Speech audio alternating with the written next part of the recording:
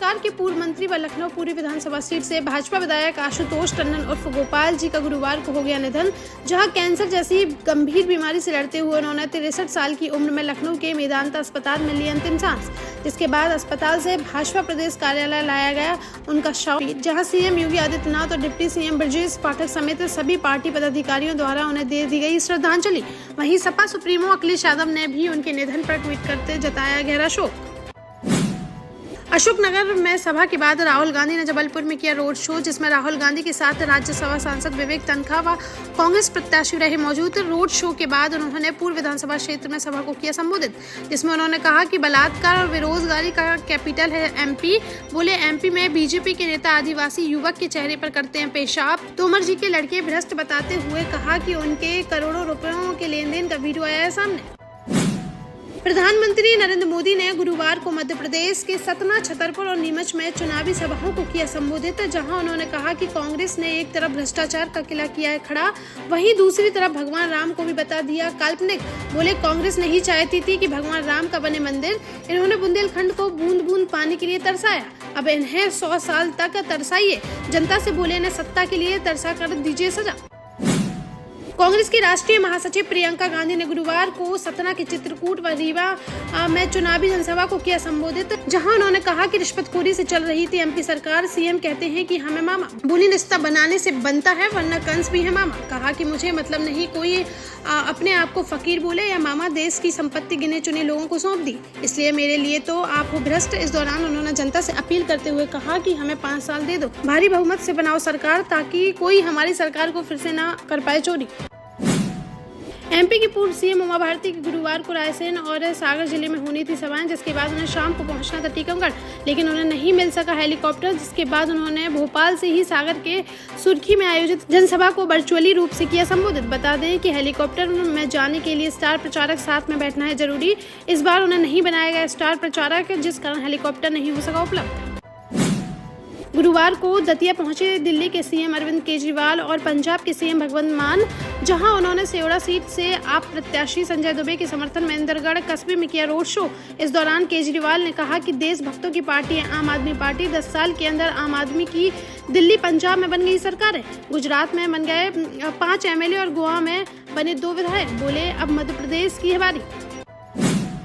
शिवपुरी के पिछोर से सभा करने के बाद गुरुवार शाम को झांसी पहुंची मैनपुरी सांसद व सपा सुप्रीमो अखिलेश यादव की पत्नी डिंपल यादव, जहां उन्होंने मीडिया से बातचीत में कहा कि अपनी कई सीटों पर पूरी मजबूती से चुनाव लड़ रही है समाजवादी पार्टी। वहीं उन्होंने कांग्रेस से गठबंधन को लेकर कहा कि अभी दोनों के बीच नहीं आया है क्रैक, जरूरत पड़ने पर समाजवादी पार्टी पहले की तरह ही गठबंधन कर देगी साथ। रात्रि विश्राम झांसी में ही करने के बाद डिंपल यादव शुक्रवार को निवाड़ी व प्रदीपपुर में सपा प्रत्याशियों के समर्थन में निकालेंगी रथ यात्रा।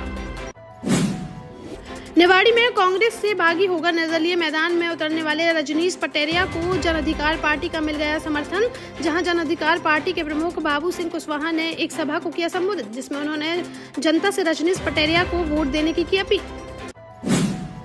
गुरुवार को बुंदेलखंड के सागर जिले पहुंचे प्रदेश कांग्रेस अध्यक्ष कमलनाथ, जहां उन्होंने सुर्खी विधानसभा के राहतगढ़ में कांग्रेस प्रत्याशी नीरज शर्मा व बंडा विधानसभा में कांग्रेस प्रत्याशी तरवर सिंह लोधी के समर्थन में जनसभा को किया संबोधित। इस दौरान उन्होंने अपने संबोधन में कहा कि सौदे से है सुर्खी की पहचान, याद रखिएगा आप लोगों को कैसे बनाकर रखा गया गुलाम। बोले उस समय मैं भी था मुख्यमंत्री, लेकिन मैं नहीं चलाना चाहता था सौदे की सरकार। कहा कि आज मध्य प्रदेश का हर व्यक्ति या तो भ्रष्टाचार का है शिकार या फिर भ्रष्टाचार का है गवाह। मध्य प्रदेश को उन्होंने बना दिया है भ्रष्टाचार प्रदेश। गुरुवार को चुनाव प्रचार करने दतिया पहुंचे एमपी के पूर्व मुख्यमंत्री दिग्विजय सिंह, जहां उन्होंने दतिया से कांग्रेस प्रत्याशी राजेंद्र भारती के समर्थन में बसई कस्बे में जनसभा को किया संबोधित। अपने संबोधन में उन्होंने बीजेपी के शासन को अत्याचारी शासन बताते हुए कहा कि ये जनता की है लड़ाई और इस अत्याचारी शासन को खत्म करना चाहती है जनता। बोले उन्होंने अपने 50 साल के राजनीतिक समय से नहीं देखा ऐसा अत्याचारी शासन। कहा कि प्रदेश में चारों ओर से केवल बदलाव की आ रही है आवाज। इंदौर के महू में कांग्रेस से बागी होकर निर्दलीय चुनाव लड़ रहे पूर्व विधायक अंतर सिंह दरबार जनसंपर्क के दौरान हो गए घायल, जिन्हें गंभीर हालत में शहर के निजी अस्पताल में कराया गया भर्ती। जानकारी के अनुसार गुरुवार को कोंदरिया गांव में जनसंपर्क कर रहे थे दरबार, तभी सेल्फी स्टिक लेकर उनके साथ सेल्फी लेने पहुंच गया एक युवक, तो उनके सिर में लग गई सेल्फी स्टिक और डिसबैलेंस होकर गाड़ी से नीचे गिर पड़े प्रत्याशी। घटना की सूचना पर उनका हालचाल लेने के लिए काफी संख्या में अस्पताल पहुंच गए उनके समर्थक।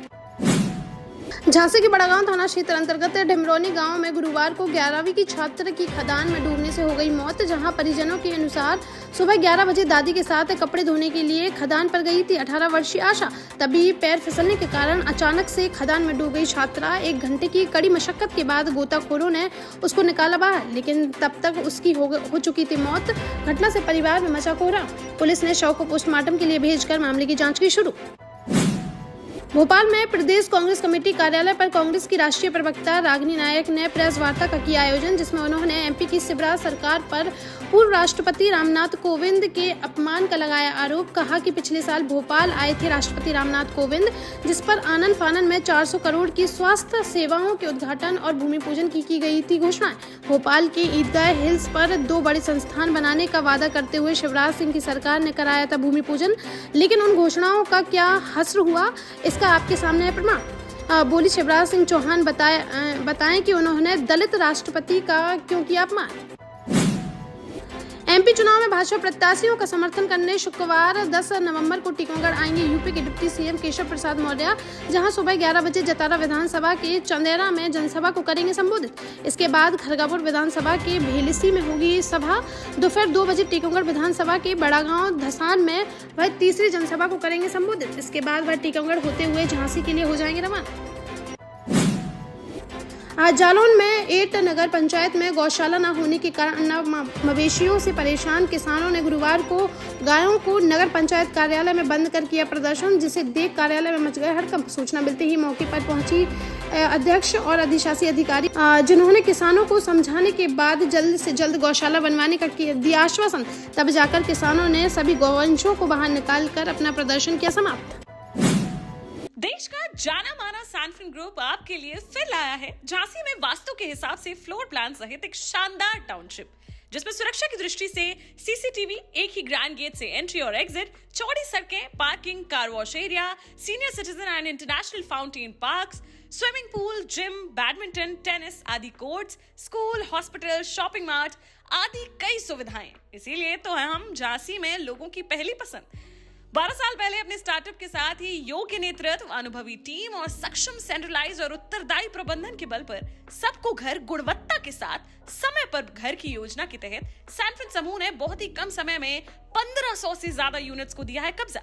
समय पर डिलीवरी से हमारे ग्राहकों में बड़ा है विश्वास और मिली है संतुष्टि।